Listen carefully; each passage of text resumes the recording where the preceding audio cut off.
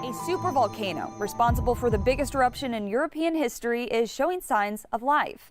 Campiflagre, or Burning Fields, is a 7.5-mile-wide caldera formed 39,000 years ago when the ancient volcano erupted. According to a 2010 study, this set off a volcanic winter that ultimately killed off the Neanderthals. A recent study published in Nature Communications suggests this volcano is reawakening. The researchers say Campiflagre has been undergoing what they call an uplift since 2005 and could be nearing a critical pressure point that may potentially lead to another eruption. Now, the researchers stress that they can't say when or even if an eruption would occur, but their findings suggest a need for more active scientific monitoring. 7.6 magnitude earthquake hit the island of Chiloé, a famous tourist spot in Chile, on Christmas Day. Roads and bridges were damaged and electricity was cut off to more than 22,000 households, but fortunately, no casualties have been reported. Chilean authorities say some 4,000 people evacuated from their homes following a tsunami alert. The alert has since been lifted, but Chile's National Emergency Services chief is still suggesting people keep a close watch on things and move to higher ground if they can. Chile has been hit by several earthquakes in the past as it sits on the so-called Pacific Ring of Fire. More than 500 people died in 2010 after an 8.8 magnitude quake jolted the South American country. As Korea battles its worst ever outbreak of avian influenza at poultry farms across the country, the quarantine authorities have culled more than 26 million birds in just 40 days. The virus continues to spread in Gyeonggi-do province, which surrounds the capital, Seoul, but thankfully no human infections have been reported. Kim Yo-sun has this report. According to the Ministry of Agriculture, Food and Rural Affairs, Korea has culled over 26 million chickens and ducks as of Monday at midnight, as it contends with the worst outbreak ever of the highly pathogenic avian influenza virus. The outbreak has so far wiped out 15.8% of the nation's poultry population in just 40 days, since the first case was reported in mid-November in Haenam, Jeollanam-do province. That figure includes nearly 27% of the nation's egg-laying hens, pushing egg prices up by nearly 30% from the previous month to $6 for a 30-egg carton. On top of that, the deadly AI virus was confirmed at 7 more farms in Gyeonggi-do province overnight from Sunday to Monday, increasing the number in the province to 85. The Regional AI Control Center predicts the number will increase as inspections are being carried out at 11 other farms within the province. And while no cases of human infection have been reported in the country, the city of Sejong and the province of Chungcheongnam-do are either calling off major year-end sunset and New Year sunrise events or scaling them back. The government has raised its bird flu alert to the highest level, which was a factor in the decision, as was the rapid spread of the common flu virus among the country's students. Koreans have been gathering in the hundreds of thousands for the past 8 Saturdays to hold candlelight protests demanding President Park Geun-hye be removed from office for her involvement in the power abuse scandal. It was no exception on this Christmas Eve as they extended the rally into a 9th week. Arirang's lead anchor Moon Gon-young reports from Gwanghamun Square. Music, Santa Claus, gifts, and candlelights. It sounds like a perfect combination for Christmas Eve in the most traditional way possible. But when it's candlelights, not one, not two, but in the hundreds of thousands, And in cities not one or two, but all across the country, it makes for one of the biggest protest movements in modern South Korean history. And this Saturday falling on Christmas Eve was not enough a reason for hundreds of thousands of Koreans to skip the protests here at Gwanghwamun Square, what's become an iconic venue of the country's peaceful mass protests to extend the 9th one in a row. Christmas is a day to spend with your loved one. My girlfriend and I wanted to spend this Christmas Eve in a meaningful way here at the rally, considering the current state of affairs in this country. I've been to this candlelight protest several times by myself and always wanted to bring my daughter with me. I'm really glad we have the opportunity to be part of history together on this Christmas Eve. As live music filled the air and celebrity television hosts took the stage, more than 250,000 others shared that sentiment on this Saturday based on organizers' estimate. Over the course of more than 2 months, it's almost become a norm for hundreds of thousands of South Koreans to gather here in downtown Seoul with a candle in their hands, calling for change. Preparing for the holidays during economic uncertainty is not easy, and the people of Zimbabwe are struggling more than most. The country is grappling with drought, as well as its worst financial crisis in 7 years. Michaela Barwick reports. As the Christmas decorations go up in Harare, many Zimbabweans are struggling to find the holiday cheer. Severe drought has left more than 4 million people facing hunger. And a financial crisis has fueled some of the biggest anti-government protests in a decade. Street vendor Clever Mabachi says his seasonal trade has taken a hit.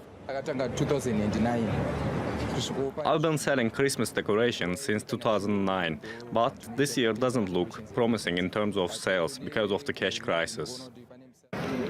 Last month, the country introduced a new currency, bond notes, to ease the shortage of US dollars. It holds no value outside of Zimbabwe.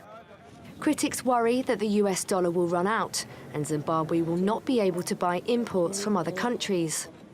There's also fears that the Reserve Bank of Zimbabwe will print more than the $200 million insurance limit of the bond notes. And that could plunge the economy back into the hyperinflation seen before 2009. 2016 has been a tough year for us Zimbabweans. There's no cash, there's nothing to celebrate this Christmas. And even the introduction of the bond notes has not solved anything because people are still queuing up in the banks and the bond notes are so few.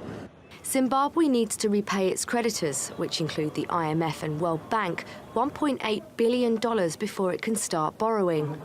And its cash-strapped government hasn't been able to pay people like teachers and health workers.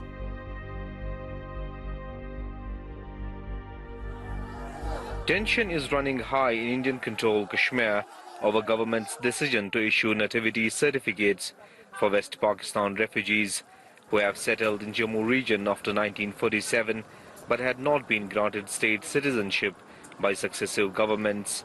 Political parties in Kashmir say the move is a conspiracy to change the disputed region's demographics and destroy its Muslim majority status. They say India's ruling Hindu Nationalist Party BJP and its partner in Kashmir PDP are working in tandem to pave the way for granting permanent citizenships to these refugees to erode Article 370, which guarantees spatial autonomous status to the state of Jammu and Kashmir. Despite heavy security deployment in the region, pro-independence activists staged a protest to express their resentment against the decision. We're not against the rehabilitation, but Kashmir is a disputed territory and any such move will be in violation of the UN resolutions and even state law. Meanwhile, amid massive public outrage, New Delhi has supported the decision. The regional government has also said that it has only issued identity certificates to the refugees to help them get jobs in paramilitary forces and other central government establishments. According to India's Defense Research and Development Organization and Defense Ministry, the country successfully tested its most powerful nuclear-capable missile on Monday. CNN reports the missile was fired from a canister on a mobile launcher from an island off the coast of the eastern Indian state of Odisha. Indian Prime Minister Narendra Modi said on Twitter, "Successful test firing of Agni 5 makes every Indian very proud. It will add tremendous strength to our strategic defense." This was the fourth successful test of the ICBM. The first one was launched in 2012.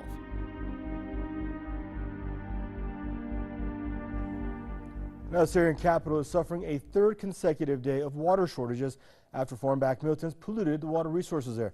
The government cut off water to Damascus on Friday after terrorist attacks on all water resources feeding into the city and its surroundings. It said the militants have contaminated the water resources into Damascus with pollutants and diesel. Authorities said that they'll use reserves and pump water to various city neighborhoods according to a rationing schedule. An estimated 1.5 million people live inside Damascus, with another 3.5 million living in its suburbs.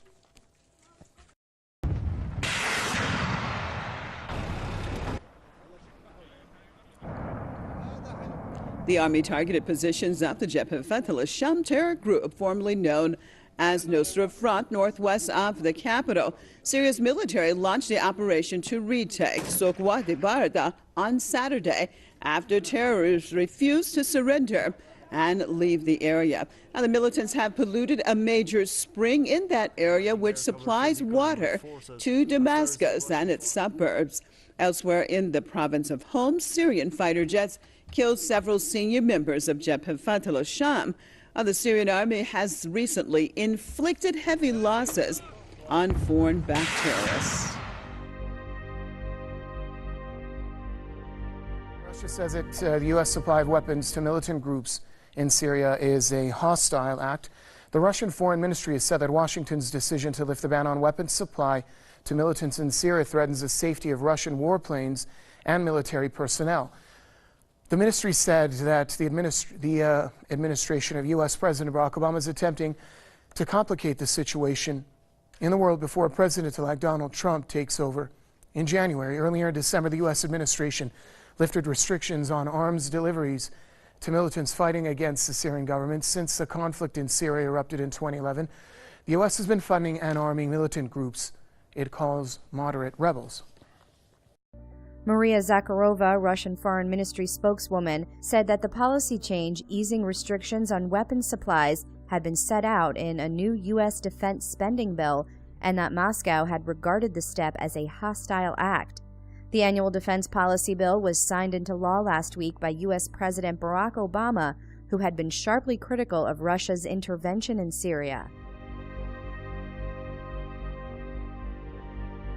Now, Tel Aviv says it has solid proof that the Obama administration was behind a UN Security Council resolution calling for an end to Israeli settlements in occupied Palestinian territories. The Israeli ambassador to the U.S. called it a, quote, shameful chapter in bilateral relations. The United States was actually behind that gang up. I think it was a very sad day and really a shameful chapter. We have clear evidence of it. We will present that evidence to the new administration. Obama and his Israeli counterpart, Benjamin Netanyahu, have had a tense relationship for some time. The Israeli government says the U.S. orchestrated the UN resolution condemning illegal settlements on Palestinian land. Those comments come from the Israeli ambassador to the United States, who spoke to U.S. media. They also follow other comments from government officials that say Israel has evidence the U.S. helped draft the bill. Greg Karlstrom is in Tel Aviv. He says despite the UN resolution, Israel appears determined to push ahead with its settlement construction plans. A fleet of Chinese battleships, including the country's one and only aircraft carrier Liaoning, have entered the South China Sea after passing Taiwan. The vessels are on their way to the Western Pacific for a blue water drill. Taiwan's defense ministry says it was closely monitoring the movements of the Liaoning and 5 other warships, which passed southeast of Taiwan's Pratas Islands on Monday afternoon local time. Taiwan's defense minister has called the timing of China's air and sea exercises a coincidence, but warned the island still faces a military threat. Jakarta's Christian governor Basuki Purnama returned to court on Tuesday to fight allegations of insulting the Quran. Basuki Purnama denied any intention to offend his Muslim countrymen and asked judges to dismiss the case. Purnama is standing for re-election as governor in elections that will take place in February, but he could be jailed for up to 5 years if he is found guilty. and the next court hearing is scheduled for January 3rd. The next 4 years, 44 million people around the world will die due to non-communicable diseases, and at least 1.7 million of those, depending on the estimates you use, will be right here in Africa for reasons that are both preventable and to some extent completely unknown. For instance, the prevalence of hypertension, or high blood pressure as it's more commonly known, right across Africa is highest worldwide. It affects 46% of adults. In half of African states, though, at least 1 in 3 adults is hypertensive. And what is especially alarming about these estimates from the World Health Organization is the fact that fragile, underfunded, understaffed healthcare systems in many African states are simply incapable of dealing with the coming avalanche of non-communicable diseases, while they're still struggling to deal with basic infectious diseases like malaria. Kenya's public healthcare system, for example, it's had its doctors on strike for 3 weeks now with no resolution. Earlier on, I spoke to Dr. Abdikamal Ali Salad at the WHO as he pointed out that estimated 44 million deaths by 2020 could be an underestimate. Monday night, fights broke out at malls around the country, sending shoppers looking for post-holiday deals scrambling for the exit. No one was seriously injured in the mall melees. The panic prompted numerous false reports of gunfire. Fights broke out and were dispersed by police and security in Ohio, New York, New Jersey, North Carolina, Tennessee, Colorado, Illinois, Arizona, Texas, Indiana, and Connecticut. In an upscale mall in Beechwood, Ohio, police used pepper spray to disperse crowds. Police said the fights appeared to have been loosely organized on social media. Several juveniles were arrested. There was no official word on whether any of the fights were connected. Since Boko Haram began its uprising in 2009, the jihadists have focused a lot of their attention on abducting women and girls. The most notable incident was the kidnapping of more than 200 schoolgirls from their dormitory, which gained global attention. A number of victims became sex slaves of the militants. Now it seems like senior Boko Haram members are providing specific instructions to younger boys for raping women and girls at gunpoint. The Daily Beast published a story about a child soldier who was forced to watch and learn from Boko Haram members assaulting women. The jihadist group has recently lost many senior members from battles with the army, so they've been kidnapping new child soldiers to make up for the losses.